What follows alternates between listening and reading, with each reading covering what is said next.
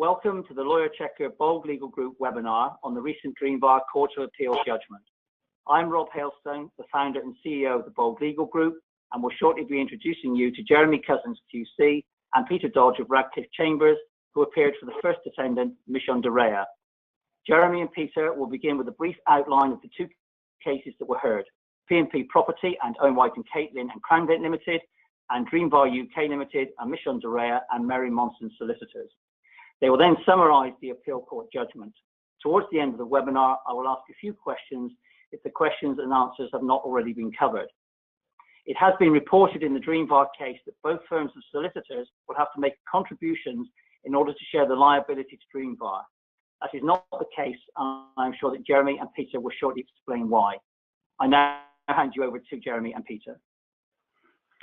Well, thank you for the introduction, Rob. This is, for those of you who don't know us already, Jeremy Cousins. I'll say a few words, first of all, about the two cases and what I think are the headline points to be taken from the decision.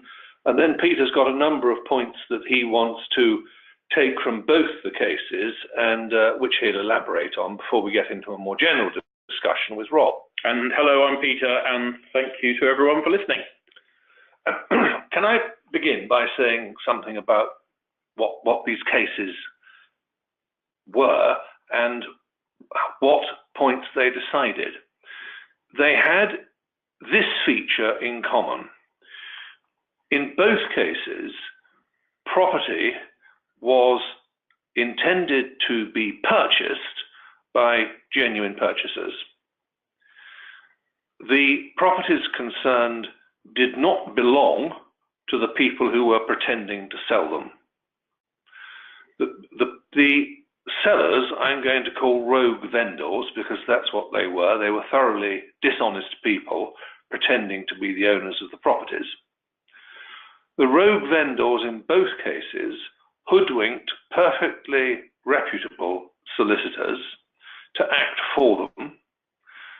The solicitors believed that they were acting for genuine vendors. The transactions in both cases went through. The purchasers retained perfectly competent solicitors who held the purchase monies.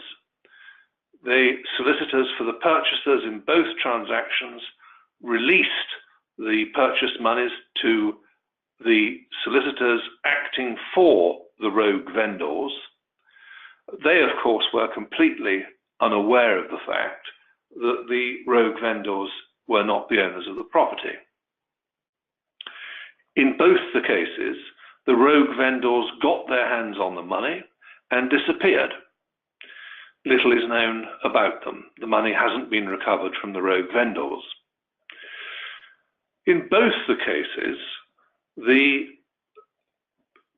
disappointed purchasers sued the solicitors who acted for the rogue vendors. In the P&P case, which Peter and I were not instructed in, the disappointed purchasers did not sue their own solicitors. In P&P, the disappointed purchasers sued the estate agents who had acted for the rogue vendor, alleging that the estate agents were in breach of warranty of authority. The estate agents in the P&P case were Cranvent Limited. The solicitors for the rogue vendors were Owen White and Caitlin LLP. In the Dreamvar case, the solicitors for the purchasers were Mishcon Reya, for whom we were instructed, and the solicitors acting for the rogue vendors were Mary Monson Solicitors Limited. We'll probably refer to the respective solicitors in the Dreamvar case throughout our talking about this as MDR for Mishcon and MMS for Mary Monson. The estate agents acting for the rogue vendors in the Dreamvar case were not parties to the litigation. They were not sued. At the trials of these cases, which took place about a month or so, or a couple of months apart, the trial judge in both cases held that the solicitors for the rogue vendors were not liable to the purchaser on any basis at all. In the P&P case, the trial judge, Mr. Robin Dicker, QC, also held that the estate agents were not liable for breach of warranty of authority to the purchaser, P&P.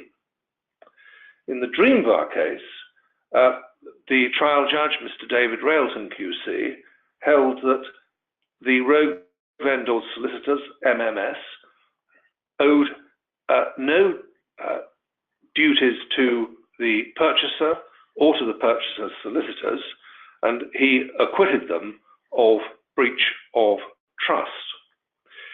He also held, as indeed had Mr. Dicker in the P&P case, that the solicitors for the rogue vendors were not liable as trustees for the purchase monies, and he held that the solicitors for the rogue vendors were not in breach of an undertaking under paragraph 7 of the Code for Completion by Post, which had been adopted in both cases. The undertaking being to have the authority of the vendor of the premises to receive the purchase monies upon completion. So the outcome of the case in Dreamvar was that the judge held that the purchaser's solicitors were liable for breach of trust, for releasing the money, the purchase money, without authority, because their only authority to release the money would arise upon a genuine completion of a genuine sale. So he held that they were liable for breach of trust. He refused to grant them relief for the consequences of their breach of trust under Section 61 of the Trustee Act 1925. He held that the rogue vendor solicitors were not liable on any basis at all. And in consequence, the purchaser's solicitors that the judge had found had not been negligent in any way, he held liable for breach of trust, and they were fully liable for the loss of the purchase money to the purchaser. So that was the position as of the end of both trials.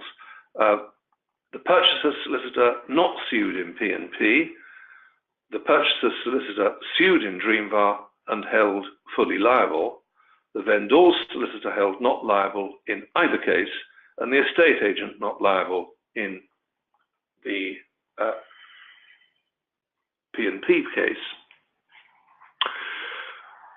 The cases went to the Court of Appeal, and in the Court of Appeal, the purchasers argued in both cases that the rogue vendor solicitors were indeed trustees of the purchase money just as much as were the purchaser's solicitors, that they were in breach of trust because they had only been authorized to release the purchase monies upon a genuine completion to the vendor. There was no genuine completion, and therefore the trust had been breached, and therefore both the vendor's solicitors were liable.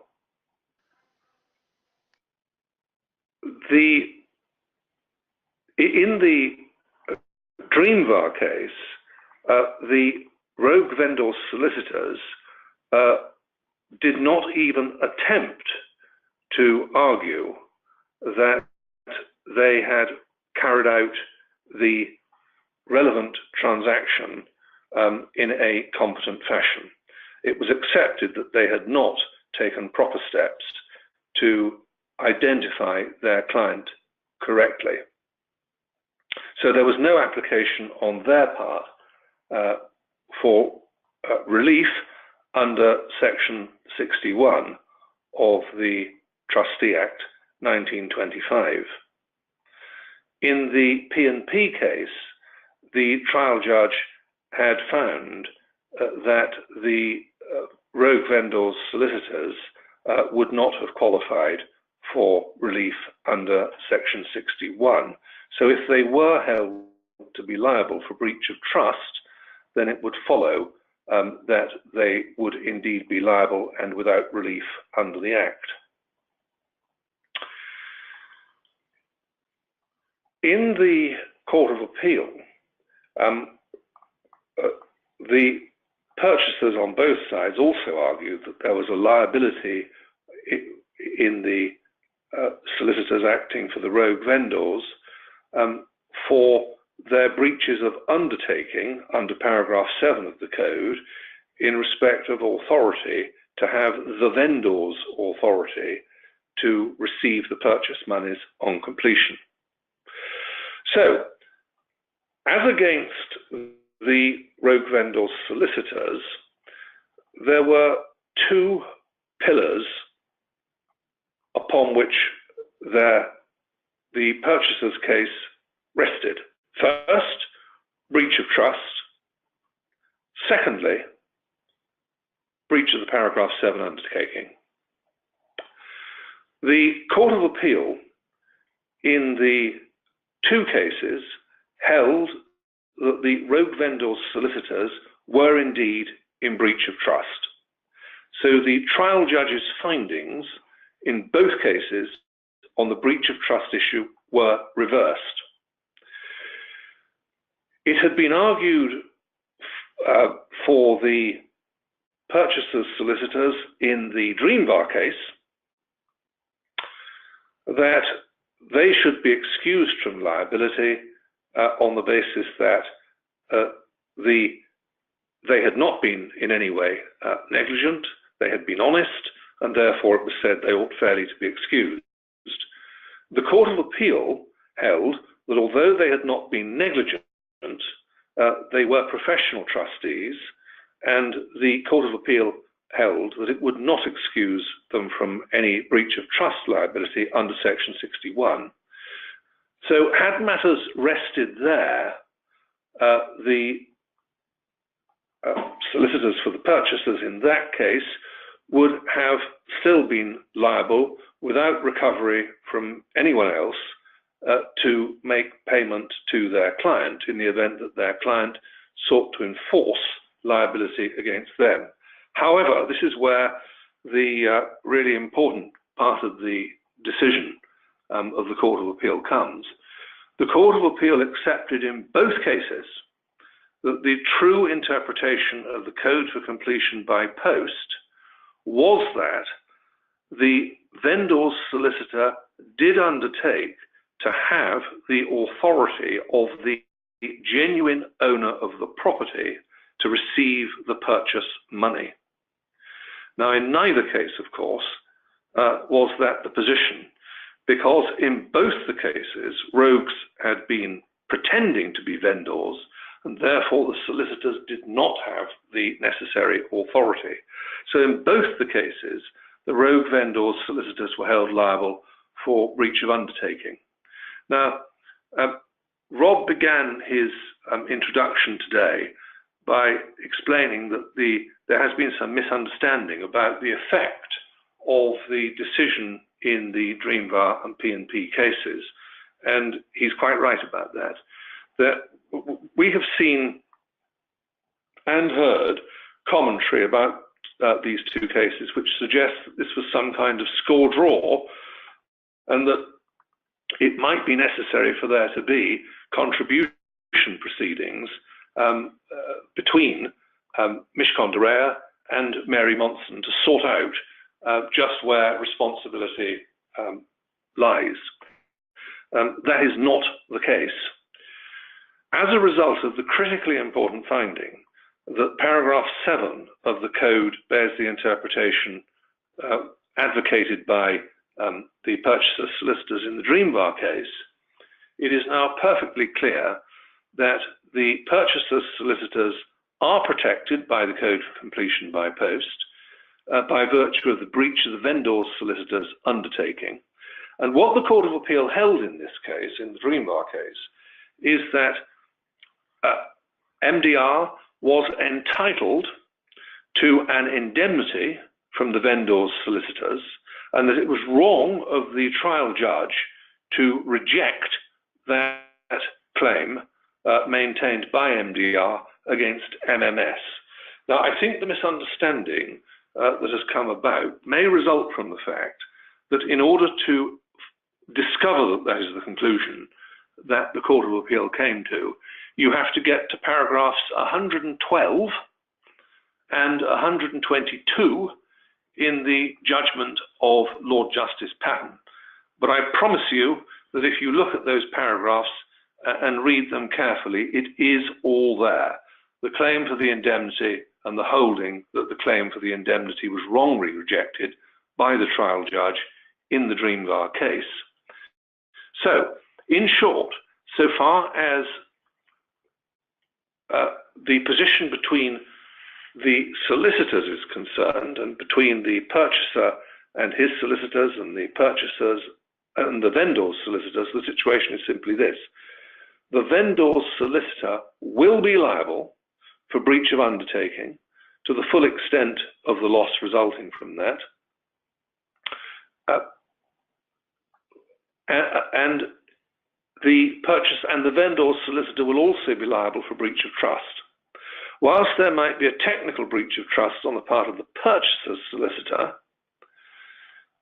for which it seems in the light of the Court of Appeal's decision it's unlikely that he will be readily excused under Section 61, that won't matter in terms of financial recovery, provided that the purchaser's solicitor is dealing with a genuine solicitor as his counterpart, namely the vendor's solicitor, because any liability that the purchaser's solicitor takes on for breach of trust will be the subject of an indemnity under paragraph 7 of the Code for Completion by Post. Can I just say one other thing which is very important coming out of the two decisions? The question of breach of warranty of authority, which could apply just as much to a solicitor as to an estate agent, and indeed it might more readily be applied to a solicitor than an estate agent, was considered in the P&P case. It didn't arise for consideration in the Court of Appeal in the Dreamvar case. But it's a very important point.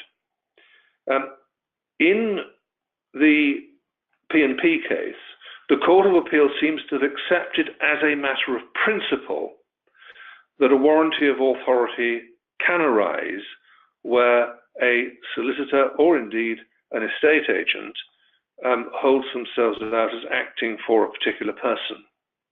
The problem, both in relation to the solicitors and the estate agents, is that in the case concerned, the Court of Appeal wasn't satisfied, and this applied particularly to the solicitors, that the solicitors for the purchasers had actually relied on the warranty of authority. The evidence simply didn't come up to what was required. But as a matter of principle, the decision in P&P on the warranty of authority point is very important, because where you don't have a paragraph 7 undertaking, for example, if you're not dealing with a transaction which affects real estate, so that the Code for Completion by Post has been adopted, the warranty of authority could be of very real importance indeed. And we see that as giving rise to scope for further litigation in future, where the facts may be rather different and where the Code for Completion by Post isn't involved. Very significantly, the Court of Appeal appears to have departed from the decision about 10 years ago in Excel and Massoud, a decision of Judge Hegarty sitting as a judge of the High Court. It also seems to have departed from what the Inner House of the Court of Session in Scotland held in the case of Cheshire Building Society and Grandison, so that breach of warranty of authority is, at least in principle, very much alive and kicking. I think I've said enough, and I'll hand over to Peter to make a number of important points about what these cases decide. Well, thank you very much, Jeremy. And as Rob said at the outset, what I'm proposing to do is I've called them 6 points. They're not a bit more than bullet points, but to cover 6 areas. And then hopefully we can develop a conversation, and Rob will highlight some of the areas maybe that I haven't covered, or where he thinks that those listening to the webinar would benefit from further practical guidance. So in other words, he's going to highlight the weaknesses in what I'm going to say. I think that's the idea. The 6 points I'll come to in a moment. I will be, so that people don't necessarily have to be scribbling away whilst listening to the webinar, what I'll attempt to do is to I'll put something online about these. Again, they'll probably be in fairly sketchy form, because essentially they're discussion points. They're points looking forward to think considerations that might be of practical application. And I'll hope to put a link to to what I say about those probably on Twitter. So that would be @PeterDodge_bar, B-A-R. So @PeterDodge_bar. Now, the first thing that I would like to emphasize is that the 6 points, as I've called them, they'll obviously to some extent to a considerable extent affect conveyancers, solicitors in conducting conveyancing transactions, licensed conveyancers. But they go rather wider than that. In some cases, clearly they'll be of interest to colts and coffers in firms seeking to ensure that their procedures provide the firm with the best protection. In some cases, they're a very wide potential application, and Jeremy has already referred to Section 61 of the Trustee Act, which is the provision which has, I think probably it's fair to say, attracted most attention in the wake of the decision, most of the online attention in the wake of the decision. This goes clearly beyond conveyancing transaction. It goes whenever solicitors hold money in client account, you're likely to be holding it as a trustee. And the considerations there extend to professional trustee companies who aren't solicitors at all in transactions which are nothing to do with conveyancing transactions. Ditto with warranties of authority, to which Jeremy was just referring. So there are some really wide-ranging issues here. Obviously, conveyancers, and I appreciate that most of the people listening to this webinar are likely to be involved directly in conveyancing transactions. But if you've got colleagues who you think might be interested in the subject matter of this webinar, do draw the relevant issues to the attention of those colleagues, because a lot of the principles here, as I say, are of pretty widespread application. And the 6 points that I've just identified them and list them as follows. First, I'm going to say something about the code, the Law Society's Code for Completion by Post. Secondly, I'm going to say something about the implications of the decision in relation to Section 61, the part of the decision that's attracted the most attention. Third, I'm going to say something about insurance. Fourth, I'm going to be saying something about exclusion of liability. That's exclusion of liability on the part of solicitors to their own potential liability to their own clients. So in other words, contents of client care letters. Fifth, I'm going to expand a little on what Jeremy has just said about warranties of authority. And sixth, I'm going to be saying something about a subject which I know is close to Rob's heart, what he is calling, and I think a lot of other people in the sector are calling red flags, badges of fraud, things that you ought to be looking out for. Now, turning to those, so 1, the code, 2, Section 61, 3, insurance, 4, exclusion of liability, 5, warranties of authority, 6, red flags. Turning to the first of those, the code. Well, of course, as Jeremy has just indicated, the code as it stands in the light of the decision in these two appeals, technically there were 3 appeals, but we'll just say the Dreamvar case, the Dreamvar appeal. In the light of the decision of the Court of Appeal in this conjoined appeal, buyers and their solicitors have pretty good protection in the form of the undertaking given by the seller's solicitor contained in paragraph 7, and Jeremy has spoken about that. It can entitle you, as it did in the Dreamvar case, it can entitle the buyer's solicitors to an indemnity. So in that sense, it's bad news for sellers' solicitors and those insuring sellers' solicitors. The other important decision in relation to the meaning of the code, and I'll come back to this later when I talk about exclusion of liability, but it was argued on behalf of the sellers' solicitors in this appeal, and obviously at first instance, that paragraph 3 of the code effectively operated as some sort of exclusion clause in relation to potential liability on the part of sellers' solicitors for breach of trust. Well, the Court of Appeal decided that wasn't the case. Paragraph 3 doesn't operate in that way to exclude potential liability for breach of trust on the part of the sellers' solicitors. So the seller's solicitor is in the frame for a claim for breach of trust, and the buyers and the buyer and the buyer's solicitors get probably their principal protection in many conveyancing cases from the wording of paragraph 7 of the code. The seller's solicitor undertakes to act in effect for a person genuinely entitled to sell. They're not undertaking that they have the authority of any old person who's walked in off the street, which is a description that you could apply to the class of people Jeremy referred to as rogue vendors.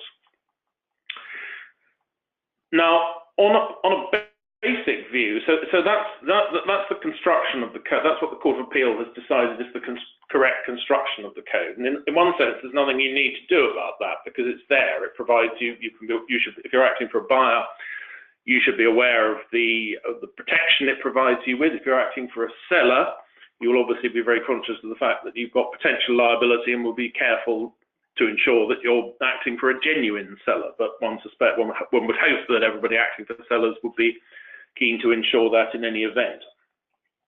So in that sense, there's nothing to be done. The code means what it means.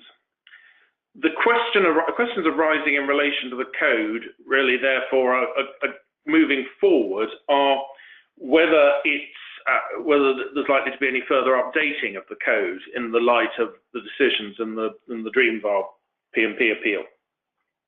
Now, on one view, you could say, well, the Court of Appeal has decided that the code means precisely what the buyer's solicitors in Dreamvar argued all along that it meant.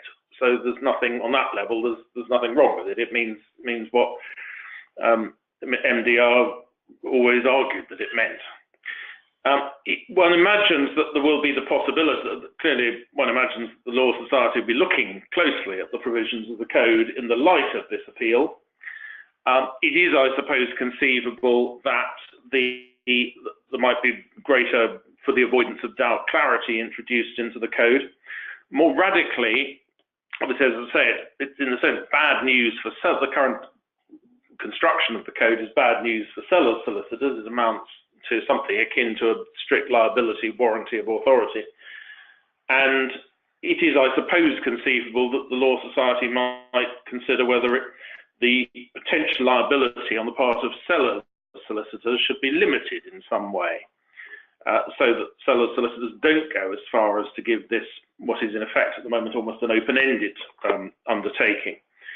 Clearly, if potential liability is going to be limited in that way, or the scope of the undertaking is going to be limited in that way, there would be some potential for consumer detriment in that it will be narrowing the scope of solicitors' obligations. So that is likely to be I would imagine that is likely to be a policy consideration in any decision as to how the code should be updated or amended.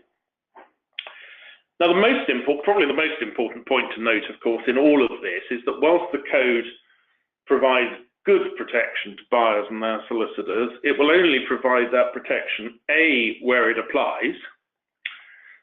So that is first in conveyancing transactions, and B, in conveyancing transactions where it's actually adopted. And it also requires, for the undertaking to be of value to buyers and their solicitors, it requires the seller's solicitors to have insurance in place, insurance cover, which is good for the money. So there is going to be a pool of cases, even in conveyancing transactions, where one won't necessarily be able to rely on the value of the undertaking in paragraph 7 of the code and the indemnity that, as in Dreamvar, the Dreamvar case flowed from that. That brings us on to section 61. And of course, section 61 will, in the case not just of breach of trust in conveyancing transactions, but is potentially available to any trustee who is in breach of trust. So it is the decision here is a potentially quite wide application, not simply to conveyancers and their insurers. Now, at the moment, the position, as Jeremy stated, if you have what you might call the good professional trustee, and in the Dreamvar case, the buyer's solicitors were held to be in technical breach of trust, but they were the good trustee, if you can call them that, in inverted good trustee in inverted commas. They'd acted honestly and reasonably. The only reason why they shouldn't fairly be excused is essentially because relief to the trustee, relief to the solicitor comes at a price. The price will be that the lay client is out of pocket. And therefore, the professional trustee, the solicitor trustees, insurers end up paying. It's essentially a policy question, and it's something which has attracted, not surprisingly, an enormous amount of comment. Now, whilst Lord Justice Patten, in the leading judgment in Dreamvar, that was the approach which he took, that the professional trustees shouldn't necessarily expect to be excused for liability for technical breaches of trust, even if they've acted honestly and reasonably, even if they're the good trustee. Whilst that was the approach that Lord Justice Patten took, there's no bright line rule to that effect, no bright line rule to say a professional trustee, a solicitor will not get section 61 relief. And indeed, if there were to be such a rule, that would involve overturning the earlier decision of a strong court of appeal in Nationwide and Davidson, where the solicitors did get relief. So it's going to continue to be the case that on the wording of the section, it's a discretion, the discretion that's in the hands of the trial judge. Trial judges are going, like in cases where trial judges are asked to exercise that discretion, good trustees are likely to place considerable reliance on the dissenting judgment of Lady Justice Gloucester, the Vice President of the Court of Appeal. And each case it's going to be arguable, well, each case will turn on its facts, and there are going to be arguments available even to professional trustees. So we don't expect that this is the last that everybody will hear of litigation concerning section 61. One clear potential issue is the relative means of the parties to bear the loss. So even if you've got a professional trustee who's got insurance, you may have a very savvy commercial client which is equally able to bear the loss. So there could be issues there effectively about the means of the parties. It's not a terribly appealing prospect for litigation, but that's the territory which we now appear to be in. And that has potential implications as well for disclosure. Should solicitors who are being sued for breach of trust be expecting their clients to make disclosure as to their means if there are going to be issues about which party is best able to bear the loss? That leads on to the third point, which is to do with insurance. And one suspects that insurance against the risks of, and fully appreciate, and I'm sure everybody will appreciate, that there are conceptual issues raised by the very concept of insurance against somebody else's fraud.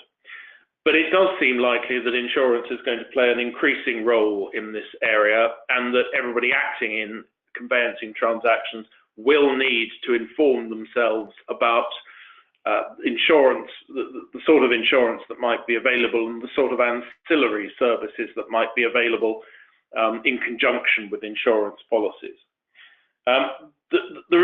It's essentially a conceptual, a policy issue, but as things stand at the moment, you have the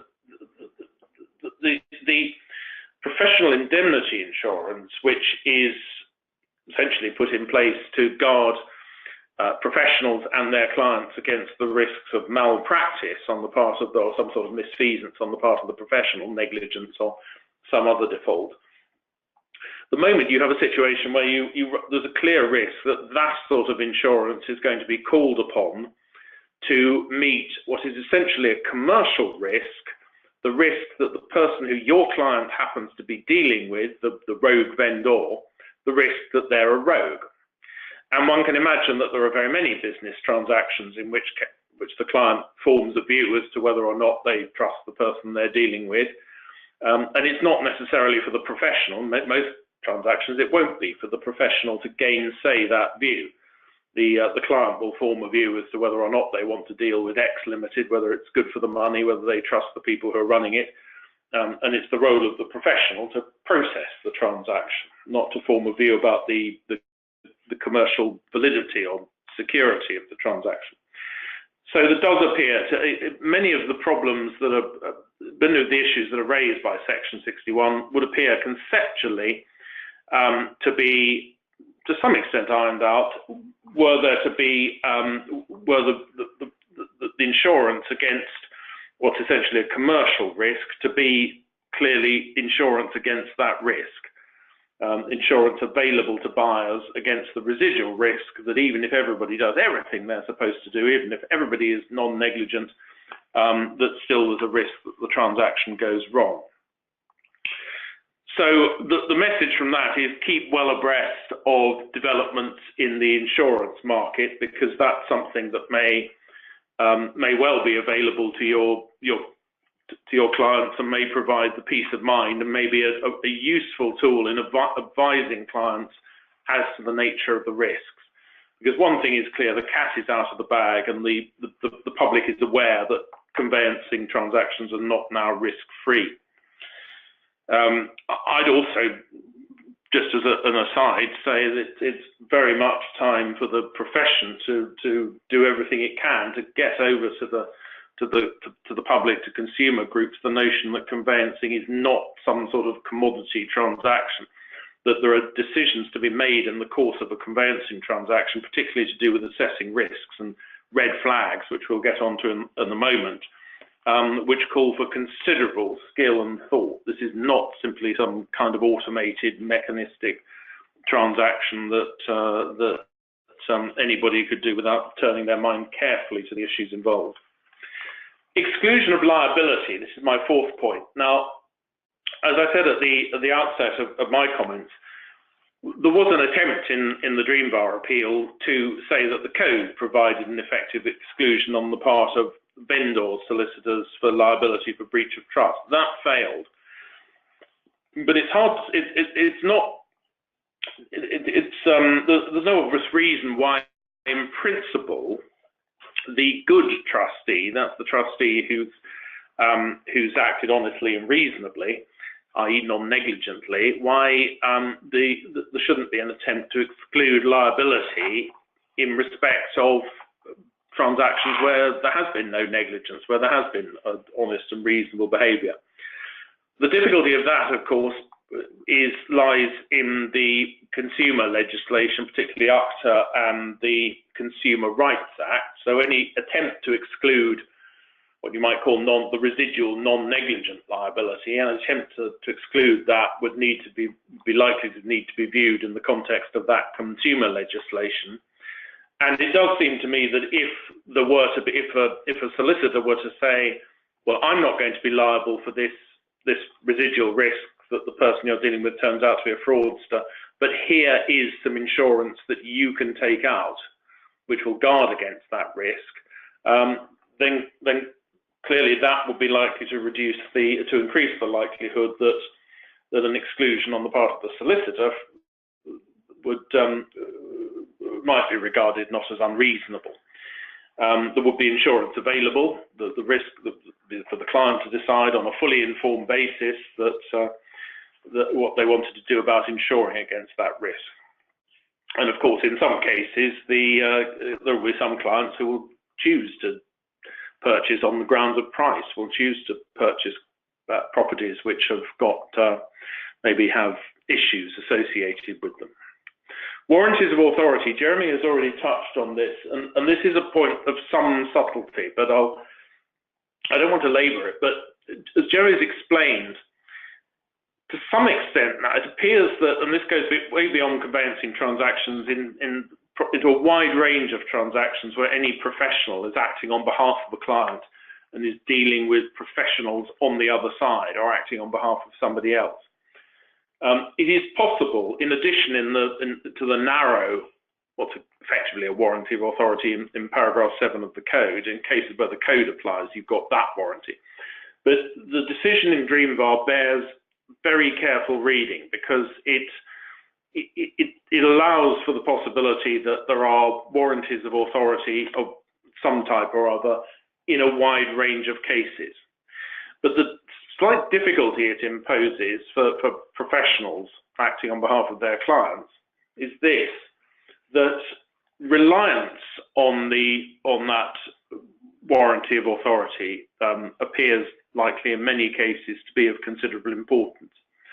So if you don't know that somebody else is giving your client a warranty of warranting their authority to your client, it makes it very difficult to stand up in court and say truthfully, I relied on that, if you didn't know that it existed.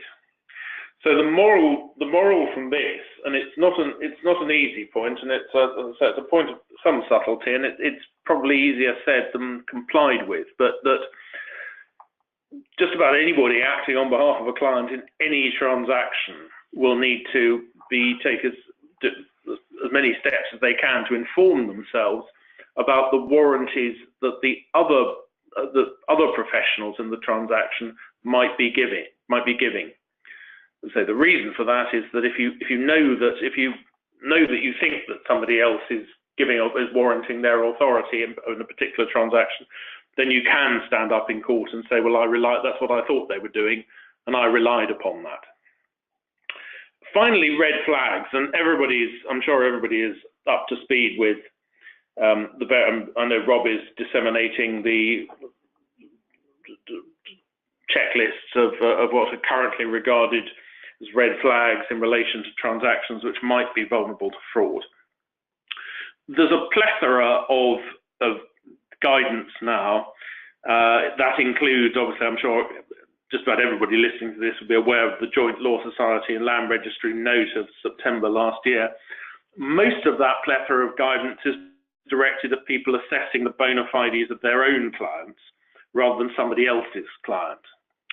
Now, this goes in the case of the seller, acting for sellers, it goes rather beyond the basic codified money laundering obligations, because prevention remains better than cure. Even if you've ticked the boxes in relation to the money laundering obligations, acting for a seller, you still have a very considerable incentive to make sure that a fraudulent transaction doesn't go through. That's because of the paragraph 7 undertaking in the code. So if the even if you tick the boxes, you've seen the passport and so forth, you still really want to make sure that you've allowed full rein to your proper sense of inquiry about your own client. And those obligations don't end at completion. So if a seller's solicitor has money sitting in a client account after completion and then becomes suspicious, then still, if you've got money sitting there in a client account and you're suspicious about the proper basis on which you've got it, you do need to ask those questions. Position equally problematic for buyers' solicitors. Again, prevention is much better than cure. If you may have the section, the paragraph 7 protection as acting for a buyer or a buyer's solicitor, but it's going to take some time to enforce that. You don't know whether the seller's solicitors, whether their insurers are good for the money. From a buyer's solicitor's point of view, it is bad news if a transaction goes through which is not genuine. At worst, there may be nobody else to recover them. The seller's solicitor may not be properly insured, and there may be nobody to recover the money from. But the whole notion of red flags, of course, poses big quandaries for buyer solicitors. You've got many transactions. The list of red flags is now so extensive that there will be many genuine transactions which involve 2 or 3 red flags, somebody living abroad, a property which is empty. There are many genuine transactions involving empty properties. So first of all, you've got the risk of the false positive, which is effectively dissuading clients from it when the client comes and says, what should I do? Are you advising me not to enter into this transaction? And the key here seems to be to make sure that the client has sufficient warnings to ensure that they're able to make a fully informed decision themselves. There are clear risks for buyers solicitors acting as sort of informal investigation agencies and thereby making a rod for their own backs. Often it's going to be the buyer who's in the party that's in the buyer itself, which is the party which is best placed to make those sort of inquiries, to insist on meeting the seller, to insist on speaking to the seller on the phone, to asking the neighbours, those sort of things. And there are clear risks if solicitors end up getting involved in acting as informal detective agencies, because if you ask some questions, you run the risk then being them being alleged that you haven't asked the right questions. So that's a quick run through of the 6 points, and I'm sure that Rob and maybe I'm sure Jeremy will have some comments arising from that, and Rob, I know, may well have some questions that his members have asked in relation to those practical steps going forward. Thank you both. Thank you, Jeremy. Thank you, Peter. Jeremy, did you want to add anything? Because I'm going to ask only one question and then make a suggestion to you both. But before I do so, did you have anything to add? I don't think I have, other than I would entirely endorse what Peter said about uncertainties over Section 61. When you get a decision of the Court of Appeal, people tend to focus on that when it's particularly recent. In a couple of years' time, if a judge has to make a Section 61 decision, you can be pretty sure that counsel on one side will be saying, Nationwide and Davison's, we should get relief. And on the other side, the counsel will be saying, no, you shouldn't because of P&P and Dreamvar. I'm not certain that a judge will necessarily feel constrained to follow Dreamvar just because it's the most recent exercise of discretion. And I think there is a lot to argue about under Section 61 in a deserving case. Okay, thank you. I mean, firstly, I'd just like to say thank you, particularly to Peter there for stating that conveyancing is not a commodity. I'd like that every conveyancing client should listen to this webinar before instructing their conveyancers. I think they might increase the fees if they did. So thank you for that. I'm delighted to say that, Rob, on as many occasions as possible at the moment, because it seems to me clearly true. And if there is still any misconception that conveyancing is a commodity, that needs to be dispelled. Okay, thank you. Just 2 points I'm going to make. Then I'm going to ask one question. You mentioned the insurance market. I'm watching that very closely, and as and when any new products or services reach the market, obviously I'll know about them, and I will let my Bold Legal Group members know accordingly. So I'll get them out there. Secondly, you seem to have answered most of my questions. Now, it may be that the listeners have their own questions, and if I can make a suggestion that if they have their own questions, they send them in to me over the course of the next few weeks, which is rh@boldgroup.co.uk. I will sort through those questions and maybe come back to you, gentlemen, in a few weeks' time with a number of questions and see if you'll answer them then, and I can go back to the people who asked them. Would that be okay? Certainly. Yes, absolutely. We'd be delighted to do that. Okay, well, that seems a practical solution. So my one question, although I'm just looking at it, how I wrote it, I've got 3 question marks, so it might be 3 questions, but and I know you'll probably be brief on this. Will there be another appeal? If so, on what grounds? In fact, does there need to be another appeal? I think that's a question. I'll let Jeremy do this, but it's very difficult for us, obviously, to comment on that, on issues to do with the potential for further appeals, because it's all a bit close to home. Yeah, I'll let Jeremy deal with that. I agree with that. All I can say is that we are not aware of any applications outstanding at the moment for permission to appeal. I can't say anything more than that.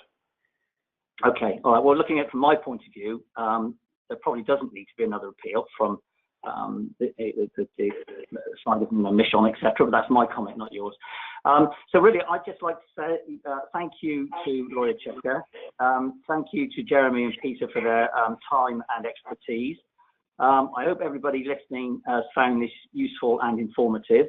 And as I said earlier, if anybody has any specific questions, whether they're Bold Legal Group members or not, send them in to me, rh@boldgroup.co.uk, and within a few weeks, I will do my best to get the answers from both Jeremy and Peter.